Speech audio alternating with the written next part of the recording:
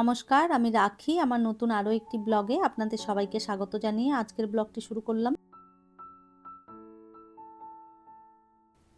কেমন আছেন আপনারা সবাই? আশা করছি ভালো আছেন, আর আমরাও বেশ ভালো রয়েছি। এখন বাজে সকাল ৮টা, আপনাদেরকে সাথে নিয়ে এই ব্লগটা শুরু করলাম। বেশ অনেকটা আগে ঘুম থেকে উঠে পড়েছিলাম, আর উঠে ওই দিকটাতেই টুকটাক কাজকর্মগুলো গুছিয়ে নিচ্ছিলাম। এই রুমটাতে আর আসাও হয়নি, জানালাটাও খোলা হয়নি, তো সেই জন্য পর্দা সরিয়ে জানালাটা খুলে দিলাম।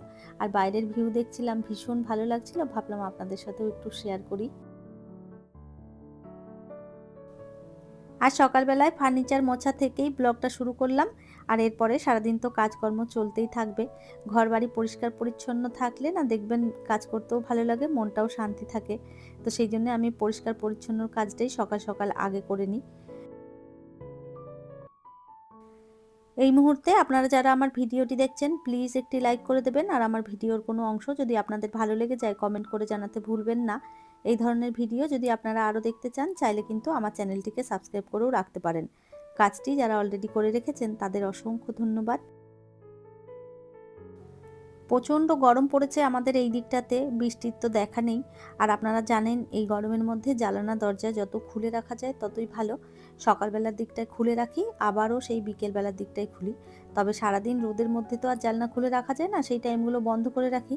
আর বেশিক্ষণ সকালবেলায় জানালা খুলে রাখলে বা সন্ধেবেলার দিকে খুলে রাখলে হাওয়াতে না প্রচুর ধুলোবালি ঘরে ঢোকে, আর ওই ধুলোবালিগুলো এসে সমস্ত ফার্নিচারের উপরেতেই বসে। আর দেখবেন ফার্নিচারের ওপরে যদি ধুলো পড়ে থাকে সেটা দেখতে ভীষণ বাজে লাগে। তো ওই জন্যে আমি চেষ্টা করি সকালবেলায় প্রত্যেক দিন একটু হালকা হাতে বুলিয়ে দিয়ে ধুলোগুলো সরিয়ে দেওয়ার চেষ্টা করি। তবে মাঝে মধ্যে আবার স্কিপও হয়ে যায়, কেননা সবসময় তো আর একই রকম কাজ থাকে না। যেদিন দেখি যে কাজের চাপ বেশি রয়েছে সেই দিন আবার এই ঝাড়া পোছাগুলো বন্ধ রাখি। তো যাই হোক, এদিকে সমস্তটা গুছিয়ে নিয়েছি, আর কাজ যা ছিল সব করে নিয়েছি। এরপরে যাব আমি স্নান করতে। এখন বাজে ওই সকাল 9:30। সকালে স্নান করে একদম ফ্রেশ হয়ে গেলাম। এরপরে যাব আমি পুজো করতে। দিনের শুরুতেই যদি স্নান করে পুজোটা করে নেওয়া যায় তাহলে মনে একটা আলাদাই শান্তি আসে। প্রত্যেক দিন তো এই সকালবেলায় স্নান করে পুজোটা করা হয় না, তবে মাঝে মধ্যে যেদিন দেখি কাজের চাপ কম আছে বা কাজের ফাঁকে সময় বের করতে পেরেছি সেই দিনটা আমি কিন্তু স্নান করে পুজোটাই আগে করে নিই।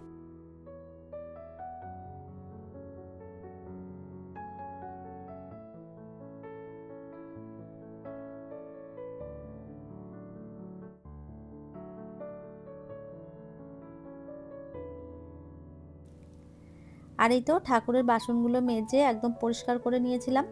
আর এই তো সব কিছু গুছিয়ে নিয়েছি। এরপরে এখন এই যে একটু একটু করে সব ঠাকুরের বাসন টাসনগুলো মুছে ঠাকুরের থালায় প্রসাদ দিয়ে এরপরে মহাদেবকে যে জল দিয়ে স্নান করিয়ে দিলাম।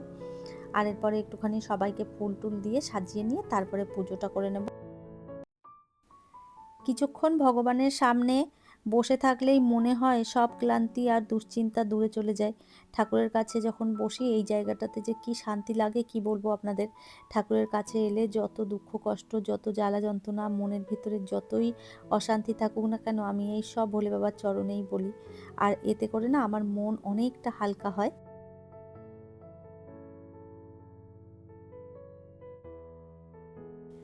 যাই হোক, পুজো পাঠ করে তারপরে চলে এলাম কিচেনে। এরপরে নিজের জন্য একটুখানি খাবার তৈরি করব।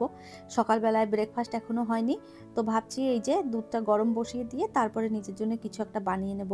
তো শর্টকাটে যেটা হয় সেটা হচ্ছে সবথেকে সুবিধে আমার লাগে ওই ক্ষীরের পোহা। তাড়াতাড়ি হয়ে যায়। একটুখানি আজকে সবজি বেশি দেব না, ওই পেঁয়াজ দিয়ে বাদাম দিয়ে আর একটুখানি কর্ন আর রয়েছে মটরশুঁটি, সব মিলিয়ে ভেবেছি একটুখানি চিড়ের পোহা করব।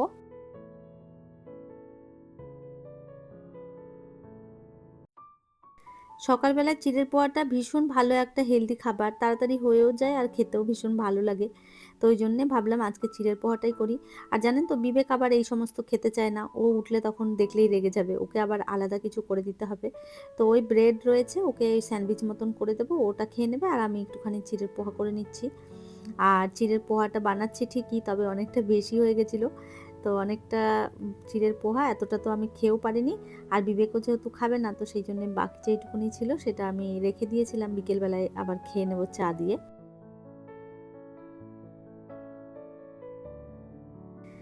আসলে কি হয় জানেন তো, ওই একার জন্যে খাবার করি তো, তো আন্দাজটা বুঝতে পারি না। তো কখনো একটু বেশি হয়ে যায়, আবার কখনো অনেকটা কমও হয়ে যায়। তো যাই হোক, এই যে দেখুন অনেকটা চিড়ের পোয়া হয়েছে। চিড়েটা ভিজে যাওয়ার পর ফুলে গেছে, আমি বুঝতে পারিনি। তারপরে সবজিটাও একটু বেশি করে দিয়েছিলাম, সেইজন্য অনেকটা হয়েছে। আর এখন আমি একটু কম করেই খাবার-দাবার খাচ্ছি, কেননা গরমে না বেশি খাবার খাওয়া যাচ্ছে না। সকালবেলায় একটু হাঁটতে যেতাম, সেটাও এখন আর যাচ্ছি না। যেহেতু গরম পড়েছে প্রচুর আর স্কুল ছুটি বাচ্চাদের, সবাই ঘুরতে গেছে এইদিক সেদিক। বান্ধবীরা যারা ছিল তারা তো সবাই নেই, সেই কারণে আর হাঁটতেও খুব একটা যাওয়া হচ্ছে না। আর ওই জন্যে হাঁটা চলা বন্ধ করে দিয়েছি, সেই জন্যে খাবারটাও একটু কম করেছি। কেননা এই উল্টোপাল্টা খেয়ে আর যদি একটু না হাঁটা হয় তাহলে দেখা যাবে ওয়েট বেড়ে যাবে। আর এই তো ব্রেকফাস্ট রেডি করে নিয়েছি আর বানিয়েছি একটু লস্যি। তবে লস্যির মধ্যে কোনো রকম চিনি কিন্তু আমি দিইনি। দিয়েছিলাম ওই চাট মসলা আর তার সাথে ওই যে ভাজা জিরের গুঁড়ো করে রেখেছিলাম সেটাই দিয়েছিলাম। আর নুন দিয়েছি। তো এভাবে ওই ঘোল টাইপের বানিয়ে খেলে না বেশ ভালো লাগে। আমি তো টক পছন্দ করি, সেজন্য আমার ভীষণ ভালো লাগে। তো যাই হোক, ওইদিকে ব্রেকফাস্ট করে আর যে কটা বাসন ছিল ২-৪ টে মেজে একদম পরিষ্কার করে নেব। তারপরে দুপুরের রান্নাটাও আর কি বসিয়ে দেব। ভাতটা ওইদিকে বসিয়ে দিয়েছি, ভাতটা হয়ে যাবে। আর এদিকে টুকটাক যা কাজকর্ম রয়েছে সেগুলো গুছিয়ে নিয়ে তারপরে আর কি তরকারি রান্না করব। আজ আর বেশি কিছু রান্না করব না, ওই করব হচ্ছে বেগুন দিয়ে আর মাছ দিয়ে ঝোল। ২-৪ পিস চারাপোনা মাছ রয়েছে আর সাথে ২ পিস রয়েছে কাটা মাছ। তো ভালোই হয়েছে, রুই মাছটা বিবেককে দিয়ে দেবো, ওটাতে বেশি কাটা থাকবে না, ও খেতে পারবে। আর আমি হচ্ছে নিজের জন্যে ওই চারাপোনা মাছটা করব আর কি। তো যাই হোক, ওইদিকে বাসনগুলো ধুয়েছি আর এইদিকে আমি বসিয়ে দিলাম তরকারিটা। তো এইদিকে মাছটা ভাজা করে নিচ্ছি। প্রথমে এই চারাপোনা মাছটা ভাজলাম, তারপরে আরও ২ পিস যে কাটা মাছ রয়েছে সেটা ভাজা করে নেব।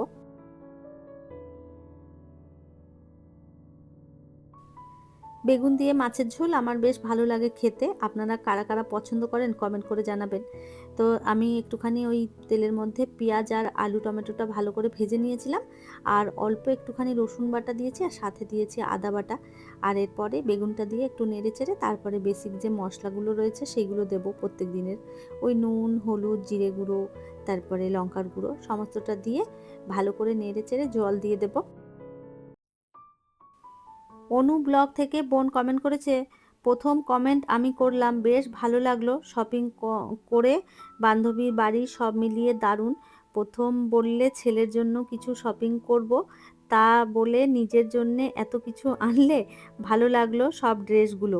থ্যাংক ইউ সো মাচ বোন, এভাবেই পাশে থেকো।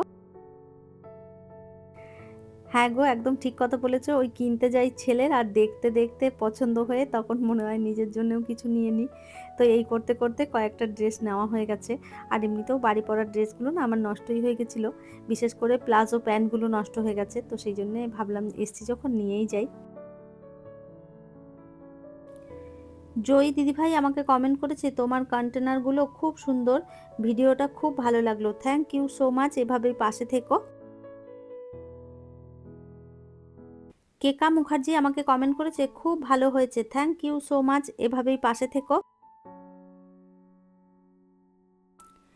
তুলি বোন আমাকে কমেন্ট করেছে, দারুণ হয়েছে দিদিভাই তোমার ড্রেসগুলো আর বিবেকের ড্রেসগুলো, থ্যাংক ইউ সো মাচ বোন, এভাবেই পাশে থেকো।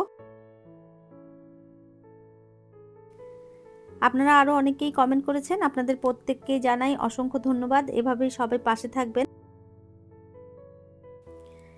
সকালবেলাতেই আমার স্নান হয়ে গেছিলো, রান্নাবান্না সমস্ত গুছিয়ে নিয়েছি আর রান্নাঘরটাও পরিষ্কার করে নিয়েছিলাম। আর এরপরে এই যে দুপুরের খাবার খেতে বসেছি। আজকে রান্না করেছি আলু বেগুন দিয়ে মাছের ঝোল আর তার সাথে গাজর, বিট আর বিনস, আলু সমস্ত মিশিয়ে একটু ভাজা করেছিলাম। আর সাথে একটু শসা কেটে নিয়েছি। এই ছিল দুপুরের খাবার। খাওয়া দাওয়া করে একটু রেস্ট নিয়েছিলাম আর এখন বাজে বিকেল 5:30। তো কয়েকটা কাপড় জামা বাইরে রয়েছে, সেগুলো তুলে নেব। আর এরপরে যাব, কাপড় জামাগুলো ভাঁজ করব, সন্ধে দেখাবো, বিবেককে খাবার করে দেব। এখনো অনেক কাজ রয়েছে। সকাল 8টা থেকে বিকেল 5:30 পর্যন্ত কি কি করলাম সমস্তটাই আপনাদের সাথে শেয়ার করেছি। তো এই ছিল আমার আজকের দিন, ব্যস্ত রুটিন সকাল থেকে বিকেল। সকাল থেকে বিকেল হয়ে গেল, কাজের মধ্যে কিভাবে যে সময় কেটে যায় বোঝাই যায় না। তো যাই হোক, চলুন কাপড় জামাগুলো নিয়ে ঘরের দিকে যাওয়া যাক। আর আজকের ভিডিওটা আর বেশি বড় করছি না। তাহলে চলুন, আমার আজকের ভিডিওটা এই পর্যন্তই। ফিরবো নতুন ব্লগ নিয়ে। ততক্ষণের জন্য সবাই ভালো থাকবেন, সুস্থ থাকবেন। আবারও দেখা হবে নতুন একটি ব্লগে।